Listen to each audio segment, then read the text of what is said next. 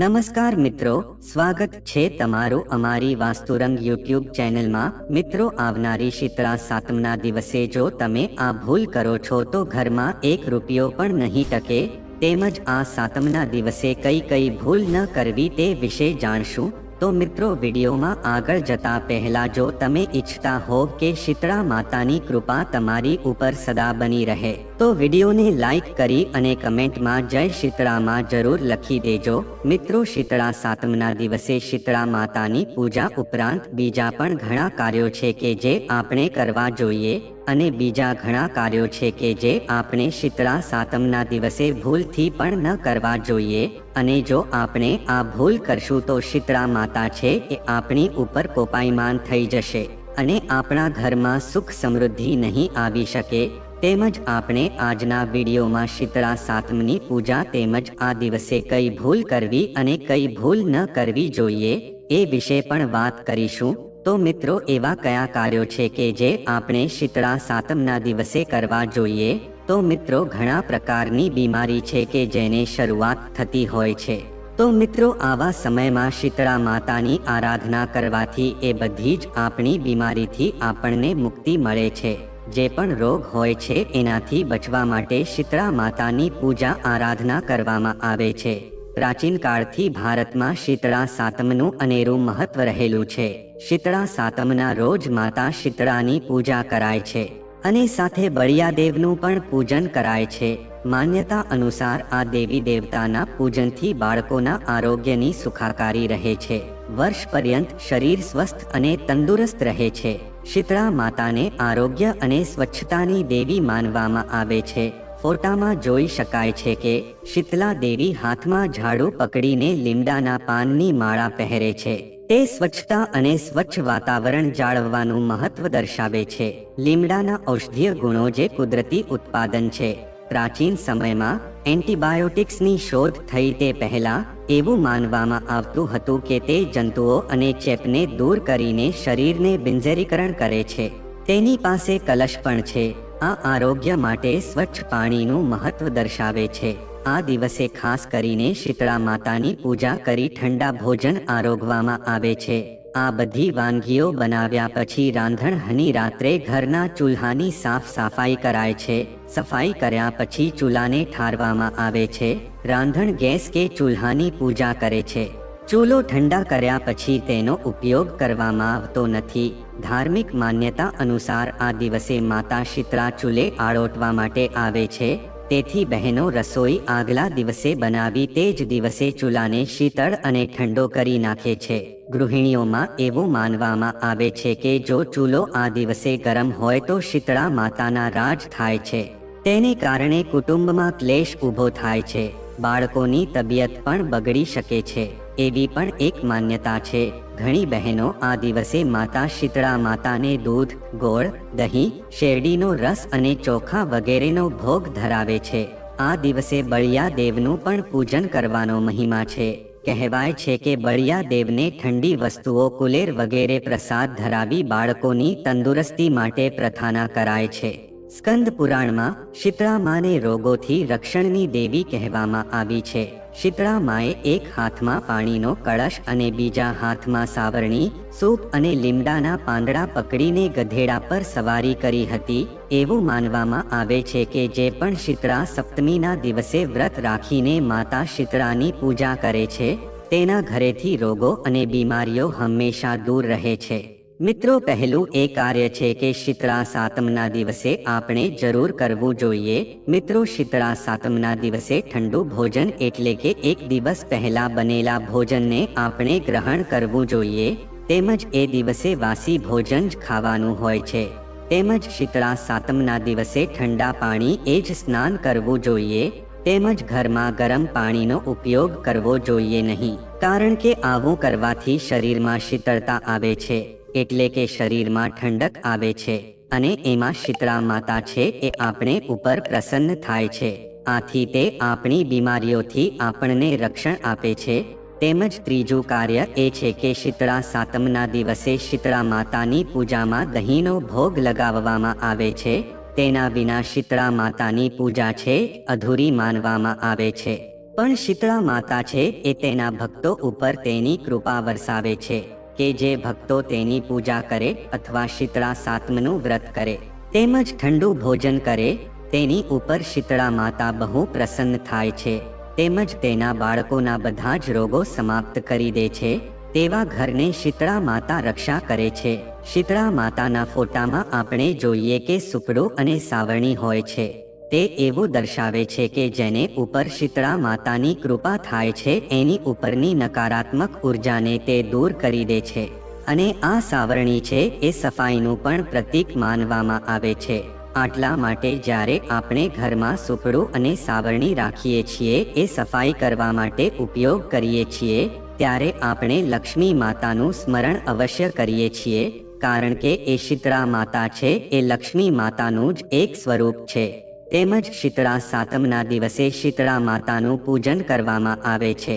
તેમજ સૌભાગ્યવતી બહેનો જે વ્રત કરે છે તેઓ સવારે વહેલા ઉઠીને ઠંડા પાણીથી સ્નાન કરે છે તેમજ શીતળા માતાજીના વ્રત પહેલા જ છઠના દિવસે રાત્રે ચૂલો છે એ ઠારવામાં આવે છે તેમજ ચૂલાને ઠંડો કરીને રસોડું સાફ કરવામાં આવે છે ત્યારબાદ સવારે વહેલા ઉઠીને બહેનો ઠંડા પાણીએ સ્નાન કરે છે અને સ્વસ્થ વસ્ત્રો પહેરીને સૌપ્રથમ ચૂલાનું પૂજન કરે છે જ્યાં અગ્નિ છે તેમજ અગ્નિનો વાસ છે કે જ્યાં આપણે રસોઈ બનાવીએ છીએ તે ચૂલાનું પૂજન થાય છે અને શીતળા માતાનું પણ પૂજન થાય છે તેમજ ઘરના પાણીયારા પાસે શીતળા માતાનું પણ પૂજન કરવામાં આવે છે તેમજ શ્રીફળ વધેરવામાં આવે છે અને રાંધણહનું જે રાંધેલું ઠંડુ ભોજન હોય છે તેને આરોગવામાં આવે છે આથી મિત્રો શીતળા સાતમના દિવસે આ ભૂલ ક્યારેય ન કરતા આ ભૂલ એટલે કે જો તમે શીતળા સાતમના દિવસે તૈયાર રાંધેલું ભોજન ખાશો તો શીતળા માતા છે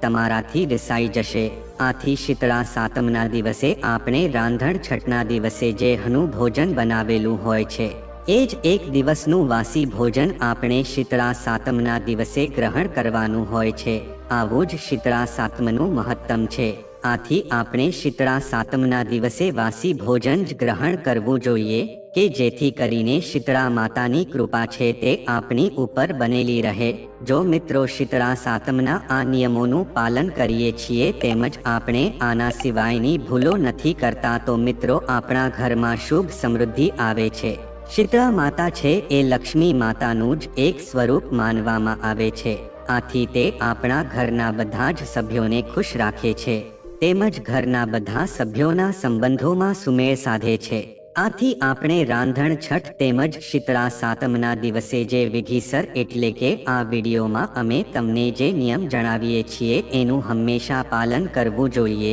આથી શીતળા માતા છે તમને ક્યારે કોઈ વસ્તુની ખોટ નથી રહેવા દેતા શીતળા માતાની પૂજામાં સ્વચ્છતા અને સ્વચ્છતાનું ખાસ ધ્યાન રાખવામાં આવે છે એવું માનવામાં આવે છે કે શીતળા માને વાસી ખોરાક ચડાવવામાં આવે છે અને આ દિવસે ઘરના તમામ લોકોએ માત્ર એક દિવસ પહેલા તૈયાર કરેલો ખોરાક જ ખાવો જોઈએ કે જેથી કરીને શીતળા માતાની કૃપા આપણી ઉપર રહે છે તેમજ મિત્રો શીતળા સાતમના ઉપવાસની પદ્ધતિ વિશે જાણીએ શીતળા માને આરોગ્ય અને સ્વચ્છતાની દેવી માનવામાં આવે છે શીતળા સાતમના દિવસે સૌથી પહેલા ઘરને સારી રીતે સાફ કરો અને સ્નાન કરો તમારા પશુઓને પણ આ દિવસે સ્નાન કરાવવું જોઈએ તેમજ મિત્રો શીતળા સપ્તમીના દિવસે આ કાર્યો કરવા જોઈએ શીતળા સપ્તમીના દિવસે લોકો સામાન્ય રીતે સવારે વહેલા ઉઠે છે અને હુંફાળા પાણીથી સ્નાન કરે છે તેમજ વિવિધ મંદિરોમાં જવું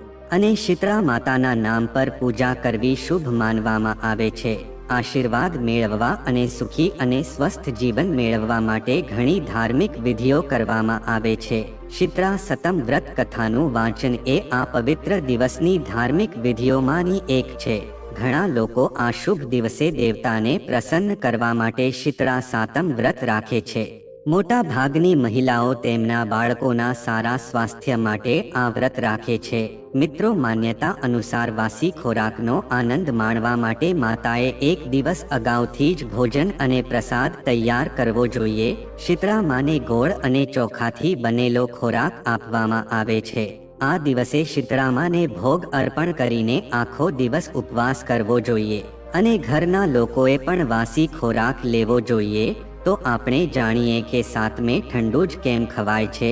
તો મિત્રો, શીતળા સાતમના દિવસે ટાઢો ખોરાક ખાવા પાછળનું શું કારણ છે?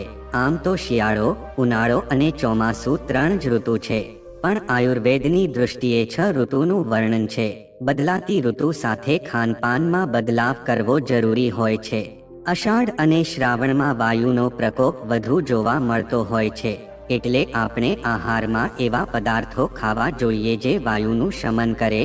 આવા પદાર્થોમાં અનાજ, ઘઉં, ચોખા, શાકભાજી, ફળો, સફરજન, દાડમ, કેળું, સૂકો મેવો વગેરે આવે છે. આપણે સાતમાઠમાં જે ટાઢી વસ્તુઓ ખાઈએ છીએ એ પચવામાં ભારે હોય, પણ વાત પ્રકોપ હોય ત્યારે એ સરળતાથી પચી જાય છે. એટલે આમ તો રોજ ટાઢો ખોરાક શરીર માટે હાનિકારક છે, પણ સાતમાઠમના સમયગાળામાં વાયુ પ્રકોપ વધુ હોય છે, એટલે ટાઢું ખાવાથી શરીરને નુકસાન થતું નથી. ઉલટાનું એક દિવસ ઠંડુ ખાવામાં આવે તો એ સકારાત્મક રીતે શરીરને ફાયદો પહોંચાડી શકે છે. આથી ધાર્મિક દ્રષ્ટિએ પણ આનું મહત્વ છે. તો મિત્રો, હવે આપણે શીતળા સાતમ કથાના મહાત્મ્ય વિશે જાણીએ. એક ગામમાં દેરાણી જેઠાણી તેની સાસુ સાથે રહેતી હતી. બંને બહુઓના ઘરે દેવના દીધેલા એક દીકરા હતા. મોટી બહુ ઈર્ષાળુ હતી, જ્યારે નાની બહુ ભલી, ભોળી અને પ્રેમાળ હતી. એક વખત શ્રાવણ માસમાં રાંધણહઠનો દિવસ આવ્યો. સાસુએ નાની બહુને રાંધવા બેસાડી. નાની બહુ મધરાત સુધી રાંધતી હતી. એટલામાં ધોળિયામાં સૂતેલો છોકરો રડવા માંડ્યો. આથી બધું કામ પડતું મૂકીને વહુ છોકરાને લઈને જરા આડે પડખે થઈ અને થાકના લીધે જોતામાં ઊંઘી ગઈ. ચૂલો સળગતો હતો. મધરાત પછી શીતળામાં ફરવા નીકળ્યા. તેઓ ફરતા નાની વહુના ઘરે આવી પહોંચ્યા અને ચૂલામાં આળોટવા લાગ્યા. પણ આ શું? શીતળામાના શરીરે ઠંડક લાગવાના બદલે લાય લાગવા લાગી. તેઓ આખા શરીરે દાઝી ગયા. આથી તેણે નાની વહુને શાપ આપ્યો કે જેવું મારું શરીર બળ્યું એવું તારું પેટ બળજો. સવારે ઉઠીને વહુએ જોયું તો ચૂલો સળગતો હતો અને પડખામાં સૂતેલો છોકરો મૃતદશામાં હતો. તેનું આખું શરીર દાઝી ગયું હતું. નાની વહુ રડવા લાગી. તેને ખ્યાલ આવી ગયો કે જરૂર શીતળા માતાએ શાપ આપ્યો હશે. તે રડતી સાસુ પાસે ગઈ અને બધી વાત કરી. સાસુમાએ સાંત્વના આપતા કહ્યું કે શીતળા માતા પાસે જઈ પ્રાર્થના કર, બધું સારું થઈ જશે. બાળકને ટોપલામાં નાખી નાની બહુ નીકળી પડી. રસ્તામાં 2 તલાવડી તેણે જોઈ. બંને તલાવડી પાણીથી છલોછલ હતી, પણ કોઈ તેનું પાણી પીતું ન હતું. જે પણ પીએ તે મૃત્યુ પામતું હતું. નાની બહુને જોઈ તલાવડીઓ બોલી, બહેન તું ક્યાં જાય છે? નાની બહુએ કહ્યું, હું શીતળા માતા પાસે શાપના નિવારણ માટે જાઉં છું. તલાવડીઓએ કહ્યું કે બહેન, અમે એવા તે કેવા પાપ કર્યા હશે કે કોઈ અમારું પાણી પીતા જ મૃત્યુ પામે છે? અમારા શાપનું નિવારણ પૂછતા આવજો. નાની વહુ ત્યાંથી આગળ વધી. રસ્તામાં તેને 2 આખલા મળ્યા. તેમની ડોકમાં ઘંટીના પડ લટકતા હતા અને બંને લડતા હતા. નાની બહુને જોઈને બંને આખલાએ પૂછ્યું કે બહેન તું ક્યાં જાય છે? બહુએ કહ્યું કે હું મારા શાપનું નિવારણ કરવા જાઉં છું. આખલાઓ કહ્યું કે અમે એવા શું પાપ કહ્યા હશે કે અમે સદાયને માટે લડતા રહીએ છીએ? તો અમારા શાપનું નિવારણ પૂછતી આવજે. નાની બહુ આગળ વધી. થોડે દૂર તેણે જોયું તો બોરડીના ઝાડ નીચે એક ડોશીમાં પોતાના વાળને ખંજવાળતા બેઠા હતા. બહુને જોઈને ડોશીમાં બોલ્યા કે બહેન, મારા માથામાં બહુ ખંજવાળ આવે છે, જરા જોઈ આપને. વહુ દળાયું હતી. તેને ઉતાવળ હતી છતાં પોતાના છોકરાને ડોશીમાના ખોળામાં મૂકી જુઆ વીણવા બેસી ગઈ. થોડીવારમાં ડોશીમાની ખંજવાળ મટી ગઈ. તેમણે બહુને આશીર્વાદ આપતા કહ્યું કે જેવું મારું માથું ઠર્યું એવું તારું પેટ ઠરજો. આટલું બોલતા જ ચમત્કાર થયો. ડોશીમાના ખોળામાં રહેલ છોકરો સજીવન થઈ ઉઠ્યો. બહુ આશ્ચર્ય પામી. તે જાણી ગઈ કે આ ડોશીમાં બીજું કોઈ નહીં પણ શીતળા માતા છે. આથી તે તેના પગે પડી ગઈ. વહુએ તલાવડીઓના શાપનું નિવારણ પૂછ્યું. શીતળા માતા બોલ્યા કે પૂર્વ જન્મમાં આ બંને તલાવડીઓ શોક્યો હતી અને રોજ ઝઘડ્યા કરતી હતી. કોઈને શાકહાશ આપે નહીં અને આપે તો પાણી નાખીને આપે.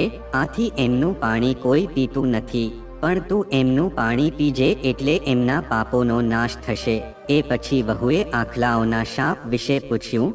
તેના જવાબમાં શીતળામાં બોલ્યો કે ગયા જન્મમાં બંને દેરાણી જેઠાણી હતી, તેઓ એટલી બધી ઈર્ષાળુ હતી, કોઈને દળવા ખાંડવાતી ન હતી, આથી આ જન્મમાં બંને આખલા બન્યા છે અને એમના ગયામાં ઘંટીના પડ છે. તું આ ઘંટીના પડ છોડી નાખજે, આથી એમના પાપ દૂર થશે. નાની વહુ ખુશી થતી. શીતળામાના આશીર્વાદ લઈ છોકરાને લઈ પાછી ફરી. રસ્તામાં તેને પેલા આખલા મળ્યા. વહુએ એમની ડોકેથી ઘંટીના પડ છોડી નાખ્યા. તેઓ લડતા બંધ થઈ ગયા. આગળ ચાલતા તલાવડીઓ પાસે બહુ આવી. તેના શાપના નિવારણ માટે ખોબો ભરી પાણી પીધું. પછી બધા તેનું પાણી પીવા લાગ્યા. ઘરે આવી તેણે સાસુમાને બધી વાત કરી.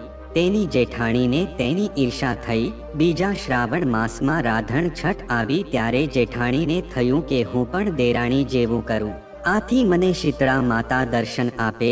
તે રાત્રે ચૂલો સળગતો રાખી સઈ ગઈ. મઘરાત થતા શીતળા ફરતા ફરતા મોટી બહુના ઘરે આવ્યા અને ચૂલામાં આળોટવા લાગ્યા. આથી તેનું શરીર દાઝી ગયું. તેમણે શાપ આપ્યો કે જેવું મારું શરીર બળ્યું તેવું એનું પેટ બળજો. સવારે ઉઠીને જેઠાણીએ જોયું તો ઘોડિયામાં છોકરો મૃત્યુ પામ્યો હતો. આ બનાવમાં દુઃખી જવાના બદલે જેઠાણી ઉલટાની ખુશ થઈ અને તે પણ દેરાણીની જેમ છોકરાને ટોપલામાં લઈ ચાલી નીકળી. રસ્તામાં તલાવડીએ પૂછ્યું કે બહેન ક્યાં જાય છે? જેઠાણીએ મોં મચકોરતા કહ્યું કે તમારે શું પંચાત, જોતા નથી કે મારો દીકરો મરી ગયો છે અને હું શીતળા માતાને મળવા જાઉં છું. તલાવડીઓએ કહ્યું કે બહેન અમારું એક કામ કરતી આવજે ને. પણ જેઠાણીએ તો તરત ના પાડી દીધી. આગળ તેને 2 આખલા મળ્યા તો જેઠાણીએ આખલાઓને પણ તેનું કામ કરવાની ના પાડી દીધી. આગળ જતા ઝાડ નીચે ડોશીમાં સ્વરૂપે શીતળા માતા માથું ખંજવાળતા બેઠા હતા. તેણે આ જેઠાણી માથું જોઈ આપવાનું કહ્યું. તેણે ગુસ્સે થઈ ના પાડી દીધી અને કહ્યું કે હું નવરી છું કે હું તારું માથું ખંજવાળ્યા કરું? જોતી નથી મારો દીકરો મરી ગયો છે. જેઠાણી આખો દિવસ રખડી પણ તેને શીતળા માતા ક્યાંય મળ્યા નહીં. આથી તે રડતી રડતી ઘરે આવી. હે શીતળા માતા, જેવા દેરાણીને ફળ્યા તેવા સૌને ફળજો. તો મિત્રો, જો આ માહિતી તમને ગમી હોય તો વિડીયોને લાઈક કરી અને ચેનલને સબસ્ક્રાઇબ પણ કરી દેજો કે જેથી કરીને અમે રોજ વાસ્તુશાસ્ત્રને લગતા વિડીયો લાવતા રહીએ. તમારો દિવસ શુભ રહે. મિત્રો, ધન્યવાદ.